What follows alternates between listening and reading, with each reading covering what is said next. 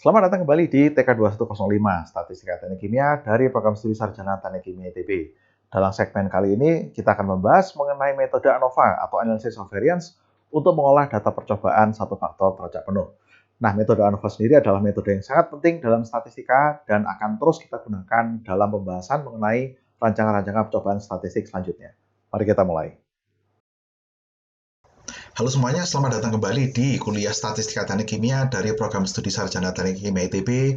Kita lanjutkan pembahasan mengenai ANOVA untuk percobaan satu faktor teracak penuh.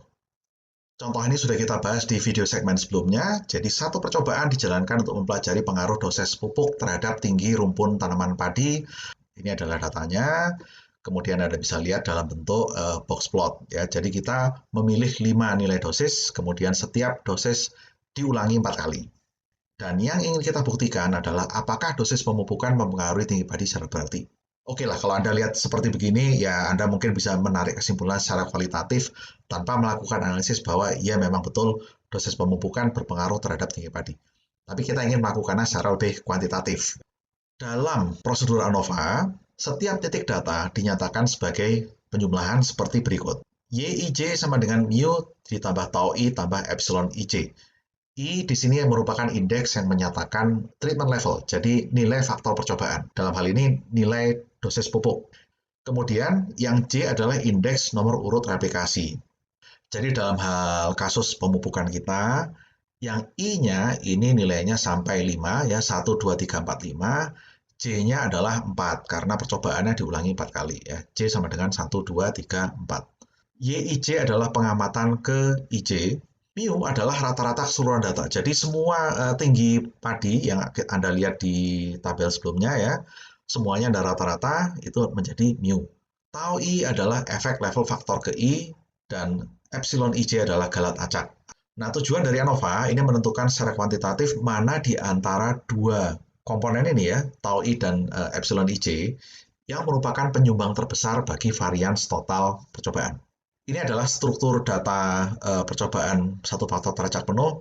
Perhatikan notasi-notasi yang digunakan dalam perhitungan ANOVA secara formal. Total maksudnya adalah hasil penjumlahan ya. Jadi ini adalah hasil penjumlahan baris pertama, dan yang ini adalah hasil perata-rataan data di baris pertama ini. Setiap baris mencerminkan satu treatment level. Jumlah kolom di dalam blok sini, observations ini ya, jumlah kolom mencerminkan jumlah replikasi. Oke, jadi prosedur matematik ANOVA dimulai dengan perhitungan jumlah kuadrat atau sum of squares. Jadi suatu kuantitas dikuadratkan terlebih dahulu kemudian dijumlahkan, namanya sum of squares. Dari tiap suku dalam model partisi variance. Ya. Di mana jumlah kuadrat totalnya dinyatakan dengan notasi SST, T besar ya, T besar ini total maksudnya. Ini adalah definisi dari SS total ya, total sum of squares. YIJ adalah nilai data pengamatan individual, kemudian Y bar dot dot ini ya, jadi Y bar kemudian ada titik 2 di bawahnya, ini adalah rata-rata global. Jadi semua data yang Anda ukur, Anda rata-rata nilainya, ini adalah Y bar dot dot ini. Jadi kuantitas ini Anda kuadratkan dulu, kemudian dijumlahkan untuk semua titik data, itu namanya SS total ya, total sum of squares. Total sum of squares sendiri merupakan penjumlahan dari treatment sum of squares ditambah error sum of squares ya.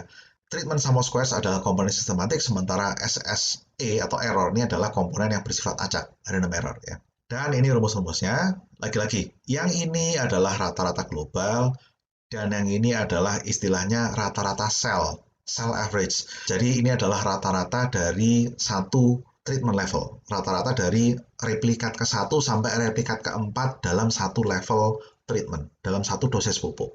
Kalau bilangan SS ini kita bagi dengan derajat kebebasan masing-masing, maka berubah menjadi MS, mean squares. Nah, mean squares ini secara matematik kelakuannya menyerupai variance. Oke.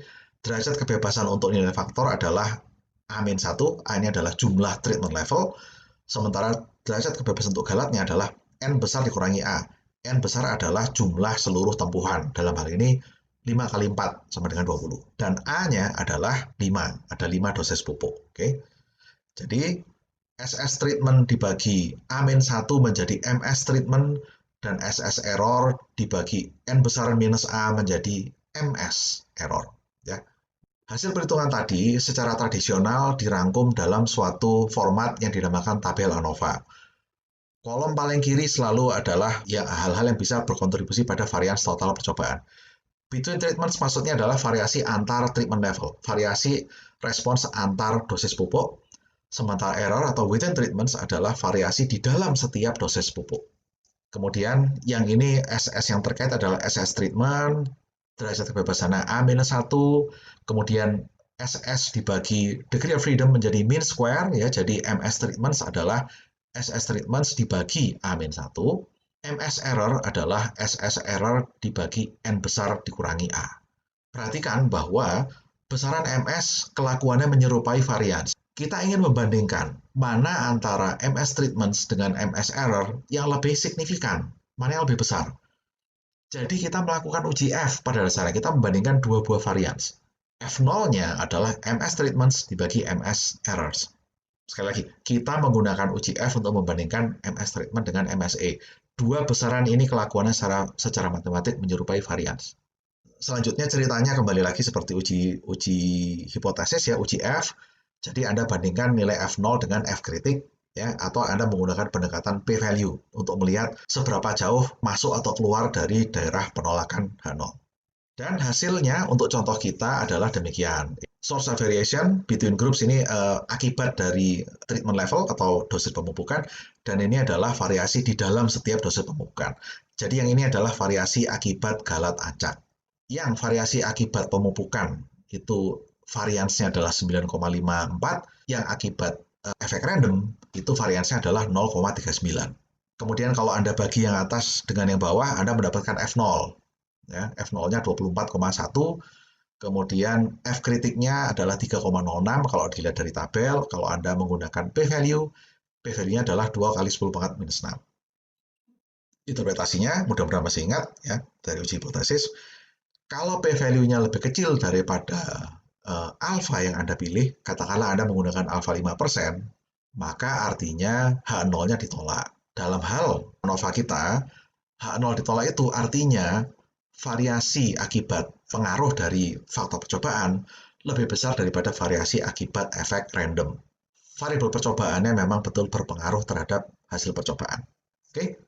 Dalam modul berikutnya, saya akan membahas satu variasi dari percobaan satu faktor, yaitu percobaan RCBD, Randomized Complete Block Design, dan juga dalam modul tersebut saya akan memperagakan tutorial pelaksanaan analisis varians ini dengan menggunakan komputer. Baik, sampai jumpa di segmen berikutnya. Terima kasih.